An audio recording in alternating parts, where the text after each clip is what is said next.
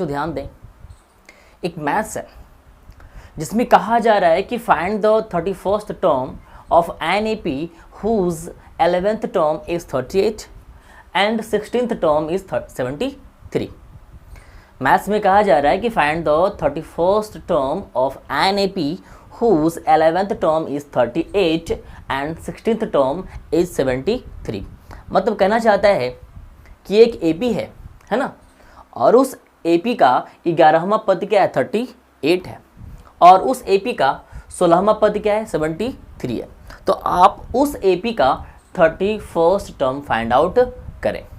तो देखिए जरा आप, है ना, तो ध्यान दें, हम लोग इसे बहुत आसानी से डील करेंगे, है ना, बहुत ईजी वे में इसको हम लोग बनाएंगे।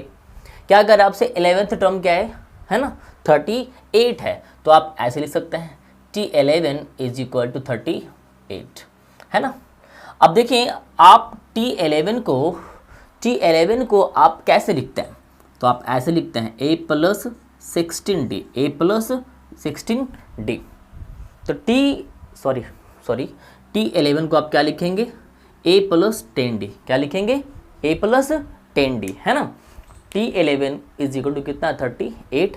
तो आप T11 को चाहें तो क्या लिख सकते हैं, a plus 10d is equal to 38। ये क्या हो गया आपका इक्वेशन, है ना, इक्वेशन 1 है कि नहीं। फिर आप ध्यान दें, आपके सामने क्या दिया हुआ है, 16th टर्म इज 73, है ना। तो आप 16th टर्म को कैसे लिखेंगे, आप लिख सकते हैं a plus 15d is equal to 73, है ना। ये आपका इक्वेशन क्या हो गया, 2, है ना। तो आपसे क्या कहता है, 31st टर्म फाइंड आउट करें। तो 31st टर्म फाइंड आउट करने के लिए हमें सबसे पहले a को फाइंड आउट करना होगा, उसके बाद d को फाइंड आउट करना होगा, और जब हम a और d को फाइंड आउट कर लेंगे तब हम लोग आसानी से 31st टर्म को बता सकते हैं। तो आप लोग देखिए जरा हम लोग कैसे इसको बताने वाले हैं। आप इन दोनों इक्वेशंस को ऐसे लिख लें, क्या, a plus 10d is equal to 38 and a plus 15d is equal to 73, है ना, equation first and equation second.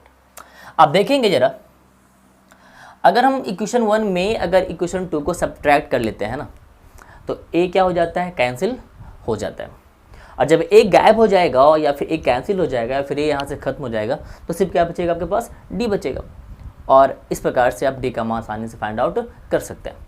तो देखिए जरा हम लिखेंगे कि इक्वेशन 1 में से इक्वेशन 2 को सब्ट्रैक्ट करने पर, है ना, सब्ट्रैक्ट करने पर, बाय सब्ट्रैक्शन। ट्रैक्शन। तो सब्ट्रैक्शन में क्या होता है, नीचे के सारे सिंबल्स चेंज कर लिए जाते हैं। यहाँ पे क्या छिपा है, प्लस, तो क्या हो जाएगा माइनस, प्लस से क्या हो जाएगा माइनस, प्लस से क्या हो जाएगा माइनस। तो आप ध्यान दें 1a minus 1a is equal to 0, है ना, ये कट गया।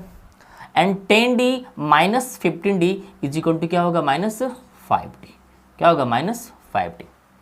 अब ध्यान दें, छोटी राशि में से बड़ी राशि को घटाना संभव नहीं है ना, इसलिए हम लोग क्या करेंगे, 13 माइनस 8 इज इक्वल टू 5, है ना, and 6 minus 3 is equal to 3।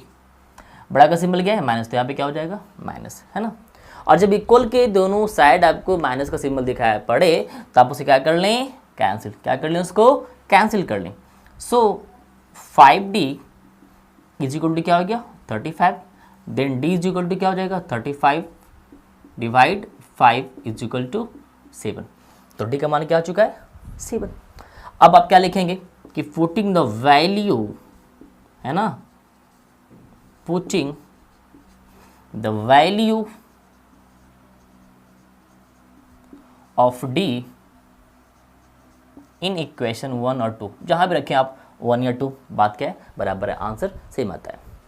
तो आप ध्यान दें, यहाँ पे इक्वेशन 1 है तो d के पास क्या रखना है आपको 7।